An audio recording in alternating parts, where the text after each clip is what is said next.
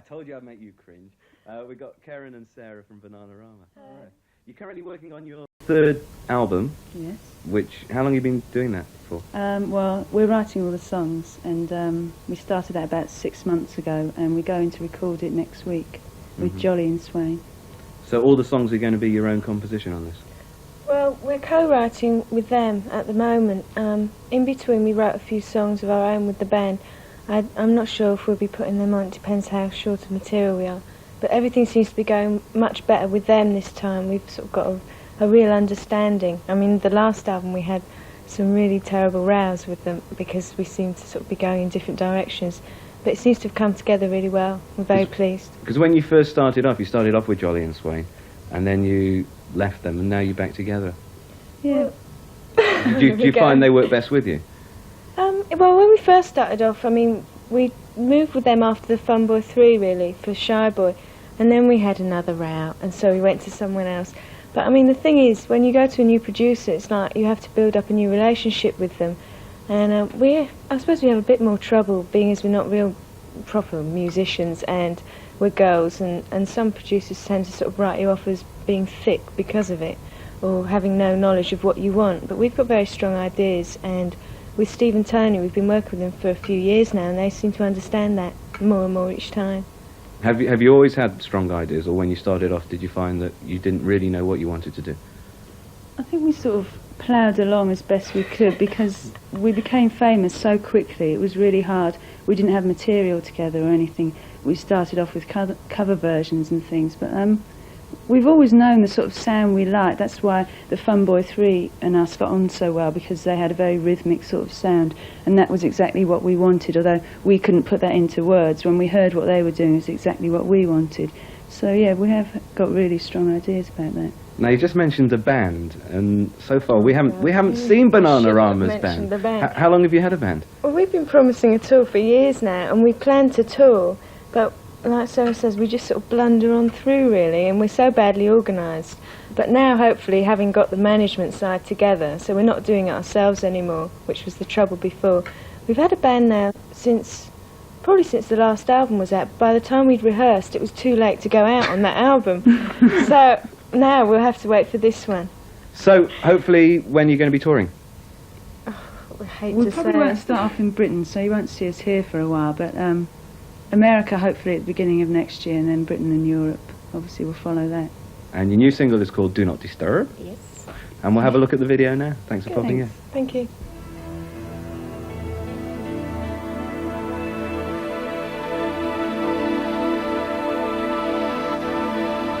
Non disturbare.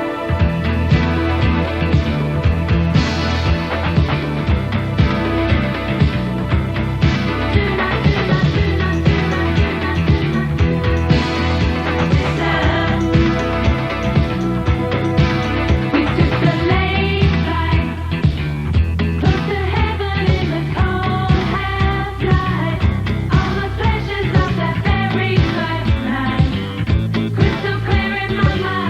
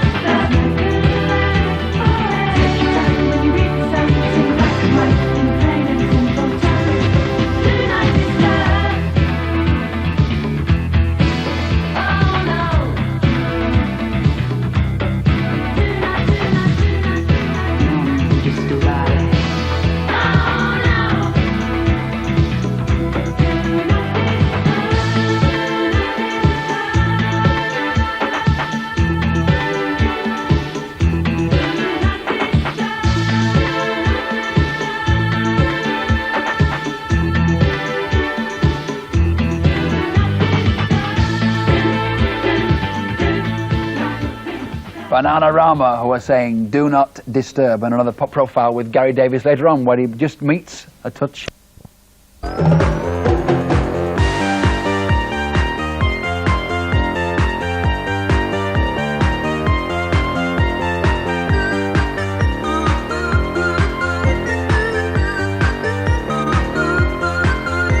Give me light, give me action.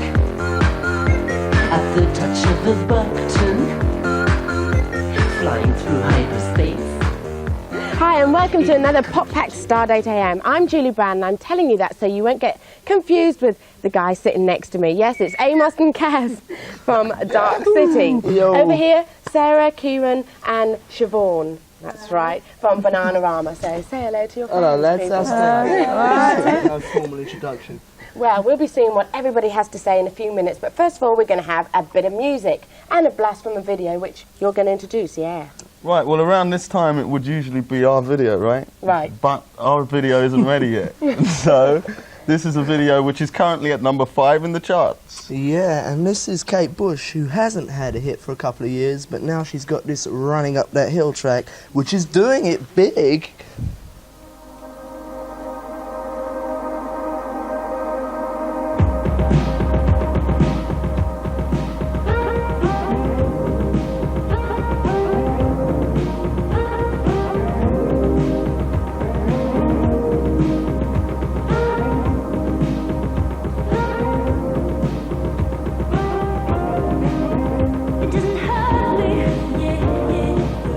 You wanna feel how it feels.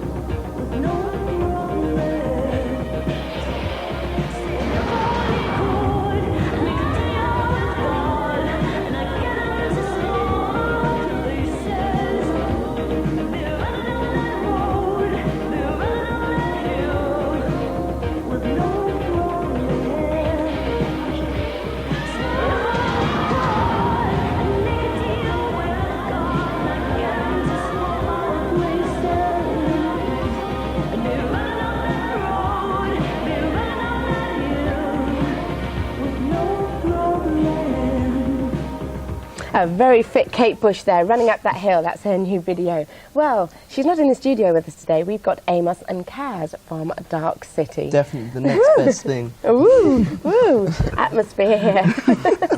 Right, first of all, you've been together as you got together when you were very, very young. Right? Did you always want to be pop stars?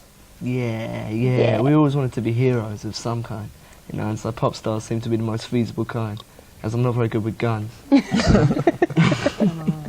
Because you had a pretty weird childhood, really. Your mum does a lot of campaigning for different stuff, and it's said that you left school when you were about, should I say this, about 10? Yeah, I don't know if we should say this. This may be corrupting the younger viewers. No, here. because... but I left because I had to, because I didn't fit in and it wasn't working well, and I was kind of getting branded as being dumb, and I'm not dumb. So I got out and did my own thing, and it worked. It's not something I'd advocate for sort of everybody, but it worked for me.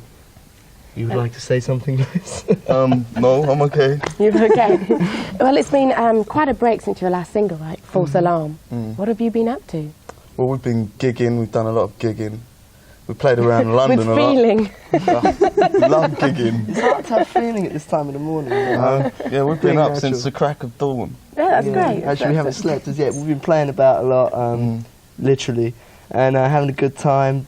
Gigs, getting a band together live, which is really important to us, because I think a lot of people saw us and thought, these guys look so good and so polished, we're sure they're not real. You know what I mean? We're sure they've been set up somewhere. This is not fair. You know, I'm such a modest guy. I come out, what can I do about looking good, huh? We come out, look great, so we get a band together. Now the band look great, so now people see the band and they say, the band looks so good and they look so polished. They're not for real, we're for real. So we're gigging around and we're playing tonight, a session with Gary Crowley in Capitol. Oh, for all great, the London viewers. Yeah, that's going to be live as well.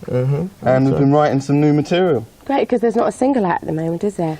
No, no, there's not a single out at the moment, but there's a chance that there may be a squeeze in the future on a track that Yes, may I've be heard called that squeeze one. I think You think that's it works? Yeah, I think that's a pretty good one. You think it's pretty good? Okay, Yeah. well if we can convince everyone else, including our record company, who I'm sure are watching at this hour of the morning, we can get on with that. I'm into it, definitely. Yeah, okay, get into it. What if you weren't in the pop world, what do you think you'd be doing? It's a family show. Okay, I'd most probably be boxing. Yeah? Most probably, yeah. That's your hobby? It was my hobby, my big hobby before I started playing music. Ooh, has he knocked you into shape?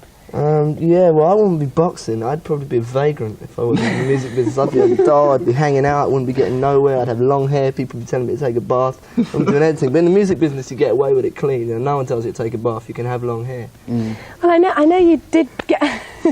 I'm trying to be serious here. I know you did get together in the States. You tried to get something off in the States when you first started off a long time ago. That is true. Right, and it didn't take off at all. It was a complete no-go. This is true. Do you think it would take off now if you tried to go to the States again? Yeah, because I think we're very much geared to America. I mean, the reason it didn't work before is that we weren't particularly good. I mean, we had all the great ideas and we were steaming in, but we were remarkably We unexperienced. didn't have a band and we had about 2 songs. Well, we'd never been in the studio, and there were a few other little drawbacks towards, you know, our professional attitude. But We'll have some more about professional attitude in a minute. Right now, Okay. We're going to take a break. ooh, Sophie with me, we got Dark City and Bananarama, but before we get down to the nitty-gritty, let's take a bozo at their latest pop release. Sit back, switch on to Do Not Disturb.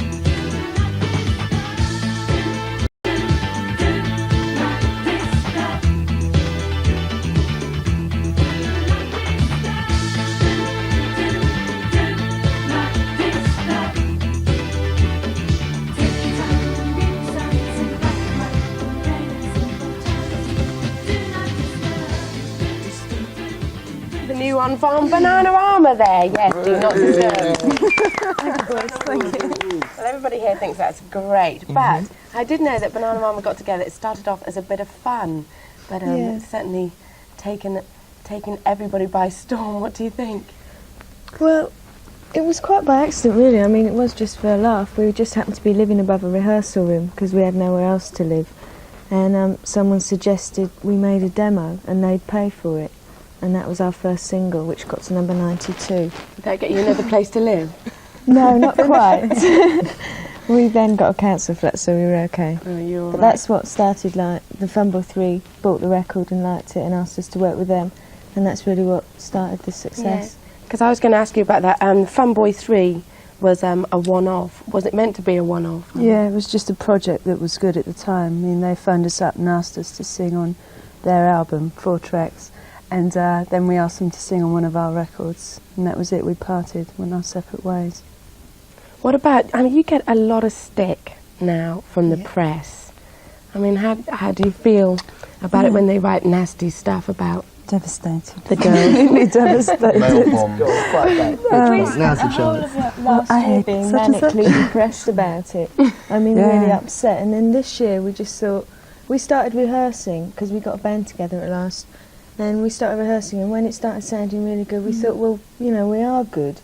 Never mind what they say, we're just going to go out and carry on what we're doing. I mean, it's what we enjoy, and I think we're quite good at it. But I agree with you. Don't mind. That's what I say. Fight back, strike back.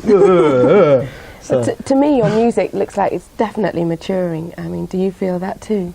Yeah, because, well, when we started in the group, we were sort of doing cover versions originally for the first few months, because we hadn't even, we didn't know how to write songs or anything. But that was 3 years ago, and we sort of spent 3 years trying to learn how to write songs. But I think they were pretty good at it, actually, because we've written quite a few hits now. We've got a few tucked under our belts, so. And this album's really sort of like totally different to what we've been doing before. The songs are all sort of varied styles and all sorts of different sort of things that we've written about. For example, this is the first time I've written about love, I think. But we're a bit coy, being British, you know. Have you got any tours lined up so the fans can see you? Well, we want to get to America, because we had a hit out there and a top 30 album. That probably won't be till the beginning of next year, and then we'll do Europe after that. Well, let us know, okay, whenever anything's happening, and I'll let everybody know here. But now, the show is over. No, I'll spare that. No, I think I'll spare that. My singing. you've been working on that. Do that. Do the show. That's about it for this morning. Tune in tomorrow when my guest will be Hugh Cornwell of the Stranglers and Mike Peters from the Alarm. So, see you then. Bye. Bye-bye. On for it. It's a macho butch. And it's not taken. I mean, if you want to see something really violent, you watch Tom and Jerry. Oh, get off with you, As a kid. Michael, you've made films that have had a very strong base in violence. Is there anywhere that